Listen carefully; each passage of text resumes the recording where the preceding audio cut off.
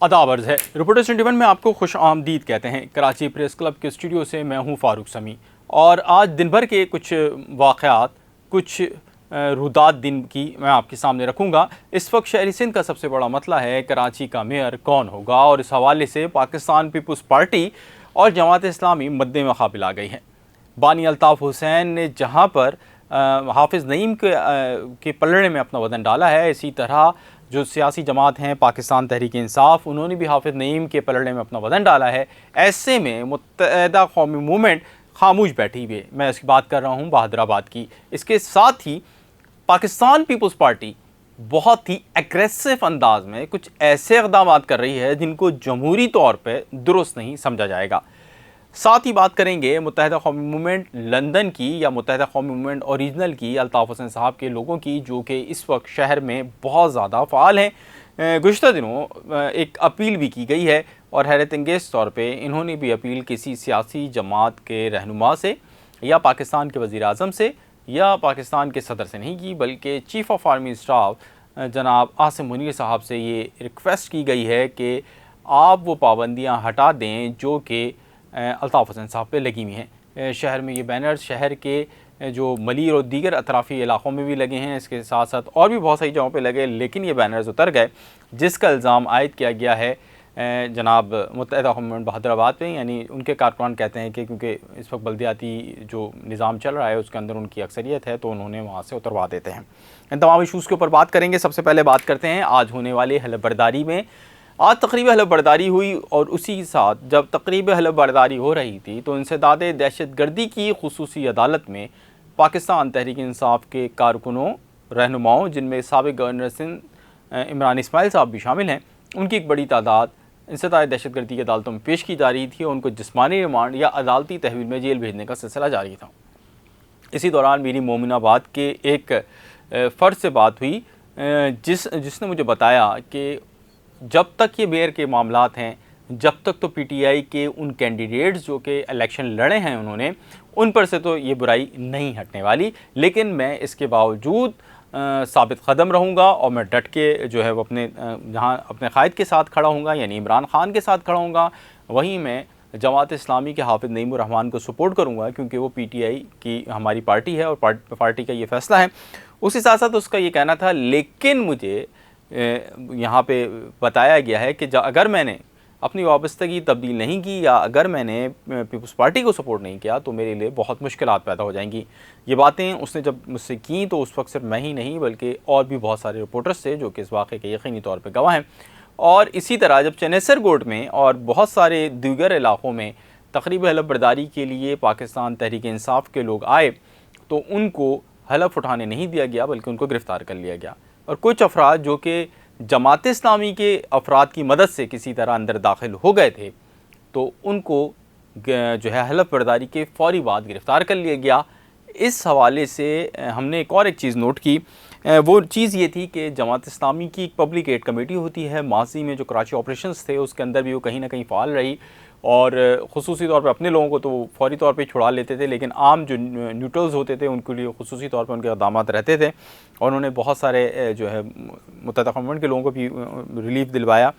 तो वो फ़ौरी तौर पे फ़ाल हुई। इसके अंदर वकला होते हैं और दीगर इनके लोग होते हैं और उन्होंने फ़ौरी तौर पर दरख्वास्तें अदालतों में लगाईं कि इन लोगों को फ़ौरी तौर पे बहाल बाज़ियाब किया जाए, इन लोगों को जो है इनके ऊपर से मुकदमात भले रहें लेकिन उसकी इन्वेस्टिगेशन के दौरान इनको ज़मानत दी जाए ताकि बल्दियाती उमूर के जो मामलात हैं वो चलते रहें। जनाब हाफिज़ नईमुर रहमान ने आज तकरीब हलफ बर्दारी में हलफ उठाया। जनाब उन्होंने हलफ उठाया नॉर्थ नाज़ाबाद में कराची मेडिकल डेंटल कॉलेज। जो अब मैं उधर गया तो उस तकरीब में मैं मौजूद था तो वहाँ पर मैंने उसके हाल देख कर मुझे बड़ा अफसोस हुआ। Karachi medical dental college Pakistan के और कराची के बड़े अस्पतालों में भी शुमार होता है। वहाँ पे लोगों को चेकअप भी होता है, ओपीडी भी सर्विस होती है, दीगर चीज़ें भी होती हैं, लेकिन उसका हालत ज़ार बहुत बुरी थी। लेकिन इस तमाम सूरत हाल के अंदर हाजिम जो कि असिस्टेंट कमिश्नर हैं नॉर्थ नाज़ाबाद के, वो आए और हाजिम से जो हाफिज़ नईमुर रहमान साहब ने पहले तो शिकवा ये किया कि जनाब पीटीआई के एक चेयरमैन हैं जो कि नॉर्थ नाज़ाबाद से कामयाब हुए हैं, उनको जो है वो गिरफ़्तार कर लिया गया है आते हुए या पहले ही गुज़िश्ता रात, और उनको प्रोटेक्शन ऑर्डर मिल दिया जाता है। उनको लाकर यहाँ पर उनका हलफ बर्दारी की तकरीब में उनसे हलफ लेना ज़रूरी था, आपने इसका इक़दाम क्यों नहीं किया। खैर, जब तकरीब हलफ बर्दारी शुरू हुई तो बहुत ही हैरत अंगेज़ बात देखने में आई कि जनाब हाजिम साहब, जो कि पाकिस्तान पीपल्स पार्टी के करीब समझे जाते हैं, उनको उर्दू बोलना नहीं आती थी। इसके ऊपर हाफिज़ नईमुर्रहमान ने शदीद एहतजाज किया और हाफिज़ नईमुर्रहमान का ये कहना था कि ऐसा कैसे हो सकता है कि हम कौमी ज़बान में आप हमें हलफ लेने से मना कर रहे हैं। हाजिम मंगोर ने कहा कि ये ज़रूरी नहीं है कि आपको उर्दू ज़बान में ही हलफ हो, उर्दू, अंग्रेज़ी और सिंधी ज़बान से हलफ लिया जा सकता है।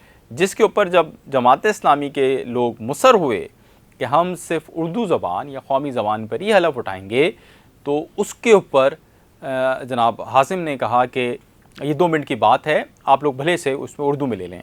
इस मौके पर एक जमात इस्लामी के नॉर्थ नाज़ाबाद से यूसी चेयरमैन मुंतखब हुए थे, उन्होंने अंग्रेज़ी के अंदर भी हाजिम साहब से ये रिक्वेस्ट की कि आप हमारा हलफ उर्दू में लें, जो कि कौमी ज़बान है और इसको सपोर्ट करना चाहिए। और इस मौके पे हाफिज़ नईमुर्रहमान ने एक रिमार्क्स भी दी थे या अपनी बात की उन्होंने हाजिम से। ये इस वक्त पूरी सूरत हाल ये थी कि ये सारे लोग बैठे हुए लाइन से नशिस्तों पे, सबसे आगे यूसी चेयरमैन, क्योंकि हाफिज़ नईम साहब भी नॉर्थ नॉर्थ के यूसी से चेयरमैन मुंतखब हुए हैं, सारे ये लाइन से बैठे हुए हैं, पीछे इनके वाइस चेयरमैन बैठे हैं, उससे पीछे वार्ड काउंसलर्स बैठे हैं और सारे खड़े होकर उस वक्त कह रहे हैं कि आप उर्दू में हमसे हलफ लें। लेकिन हाजिम साहब ने उर्दू में हलफ नहीं लिया, वो अंग्रेज़ी ही बोलते रहे, जिसके जवाब में हाफिज़ नईमुर्रहमान और उनकी टीम ने उर्दू में हलफ लिया और उर्दू में उन्होंने बात की और अपने जो कलमात थे वो उर्दू में दोहराए। ये भी हुआ कि हाजिम साहब ने पूरा नहीं पढ़ा, लेकिन उन्होंने उर्दू में पूरा पढ़ा। और हाजिम साहब ने जब एक दफ़ा अंग्रेज़ी में दोबारा से कुछ बोला तो उन्होंने बोला ये हम पढ़ चुके हैं, आप ये दोबारा रिपीट ना करें, इससे आगे का रिपीट करें। और ये बड़ी खुशाइंद और अच्छी बात की हाफिज़ नईमुर्रहमान ने कि उन्होंने उर्दू में हलफ लिया। हम बहैसियत पाकिस्तानी इसको अप्रिशिएट करेंगे, कम से कम मैं तो अप्रिशिएट करूँगा। तो ये हुआ। लेकिन दूसरी जानिब जैसे ही ये जब ये मामला ख़त्म हुए तो हाफिज़ साहब से मीडिया में हमने सवाल किया कि जनाब आप कह रहे हैं कि PTI और उसके हवाले से नंबर्स आपके पूरे हैं तहरीक इंसाफ के इत्तेहाद के बाद, तो फिर आया क्यों पीपल्स पार्टी ये कह रही है कि वो कर लेगी और उनका ही मेयर आएगा, जिस पर हाफिज़ नईमुर्रहमान ने बताया कि फ़ाशिज़्म के तमाम हदें पार कर ली हैं। उन्होंने कहा कि 70 में भी ये हुआ था कि जब इक़्तिदार में मेजॉरिटी इनके पास नहीं थी तो उन्होंने इक़्तिदार लेने की कोशिश की थी। आज जमात इस्लामी के पास मेजॉरिटी है तो ये हमें इक़्तिदार देने को तैयार नहीं है, ये हमें मेयरशिप देने को तैयार नहीं है। इनसे एक सवाल हुआ कि सैयद मुस्तफ़ा कमाल ने गुज़श्ता दिनों में ये बयान दिया है कि ये वसीम अख्तर की तरह के नाज़िम होंगे या मेयर होंगे क्योंकि इनको पास इख्तियार नहीं होगा। तो उस पर उन्होंने कहा कि हम वसीम अख्तर नहीं हैं, ये बात पीपल्स पार्टी को मालूम है, हम बर्दाश्त नहीं करेंगे। हमारे कोई ना डील करने वाले हैं लोग हैं हम, और ना हमारे कोई ऐसे मसाइल हैं कि हमें परेशान होना पड़े। हम लोहे के पीछे से फिर वो आवाज़ आई कि उनके यूसी चेयरमैन ने बोला हम लोहे के चने साबित होंगे और हम किसी सूरत अपने अख्तियार को या अपने जो हक़ है उससे दस्तबरदार नहीं होंगे। और हाफिज़ नईम साहब से ये कहा गया कि अगर आप मेयर बन भी गए और पीपल्स पार्टी की हुकूमत रही तो आपको फिर पैसे नहीं मिलेंगे। तो जिस पर हाफिज़ नईमुर्रहमान ने मुस्कुराए वो, और उन्होंने बोला कि ये हमारे टैक्स के पैसे हैं, हम देखते हैं हमें हमारा राइट कौन नहीं देता। ये जनाब आज की पूरी चीज़ें रहीं। आज बहुत ज़्यादा हमने देखा कि जमात इस्लामी जो है वो तहरीक इंसाफ के लोगों को सपोर्ट करती रही और किसी ना किसी तरह वो कोशिश करती रही कि वो हलफ बर्दारी में शरीक हो जाएँ। तमाम पीपल्स पार्टी की कोशिशें रहीं कि वो हलफ बर्दारी में शामिल ना हो सकें। मैं गुलबर्ग के अगर हम कुछ यूसीस की बात करें तो वहाँ पे कामयाब थे लोग PTI के, लेकिन वो नहीं आए, वार्ड काउंसलर्स थे। इसी तरह पूरे शहर की बात करें तो बहुत सारे PTI के नुमाइंदे हलफ नहीं ले सके। कुछ को गिरफ़्तार बाहर कर लिया गया था, कुछ को बाहर यानी कुछ को गुज़श्ता रात गिरफ़्तार कर लिया गया था और कुछ को हलफ लेने के फ़ौरी बाद भी गिरफ़्तार किया गया। ताहम कुछ जो है वो जमात इस्लामी के लोगों की मदाखलत के बाद कुछ ज़मानत पे रहा भी हुए हैं।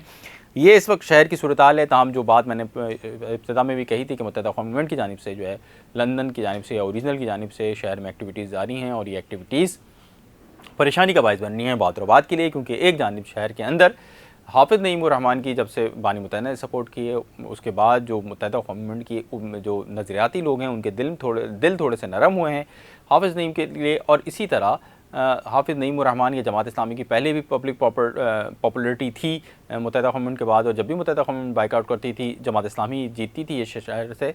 तो इसीलिए इस वजह से थोड़ी सी परेशानी में इजाफा हो रहा है कि हाफिज़ नईम की पॉपुलरिटी रेट बढ़ता हुआ दिख रहा है। दूसरी जानिब मुत्तहिदा क़ौम गवर्नमेंट अल्ताफ़ हुसैन साहब की एक्टिविटीज़ के बाद उनका पॉपुलरिटी रेट का ग्राफ भी बढ़ रहा है। साथ में पाकिस्तान पीपल्स पार्टी मदाफ़ात के अंदर शहर के बिल्कुल जगह नहीं दे रही मुत्तहिदा कौम मूवमेंट को, और ऐसे में पाकिस्तान तहरीक इंसाफ भी मुत्तहिदा कौम मूवमेंट के बहुत ज़्यादा अगेंस्ट हो गई है। बहादुराबाद के उनके जो कारकुन हैं वो कहते हैं कि हमारे घरों पे छापे या दीगर चीज़ों में और हमारे ख़िलाफ़ जो ऑपरेशन हो रहे हैं उसके अंदर बहादुराबाद भी शामिल है। इस सूरत हाल में बहादुराबाद अब कोशिश कर रही है कि किसी तरह अपनी जो पब्लिक इन्फ्लुएंस उसको बढ़ाया जाए, और इस हवाले से उन्होंने एक्टिविटीज़ का आगाज़ करने का फ़ैसला किया है। और ये एक्टिविटीज़ का आगाज़ करने का फ़ैसला सैयद मुस्तफ़ा कमाल ने किया है, और सैयद मुस्तफ़ा कमाल और उनकी टीम जल्द ही इस हवाले से अपनी एक्टिविटीज़ का आगाज़ करेगी। मुमकिन है कि इसके लिए 11 जून का दिन मुंतखब किया जाए। इस हवाले से आप अपने फ़ीडबैक से हमें ज़रूर आगाह कीजिएगा, और अभी तक आपने हमारा चैनल सब्सक्राइब नहीं किया तो आपसे गुजारिश होगी सब्सक्राइब कर लीजिए।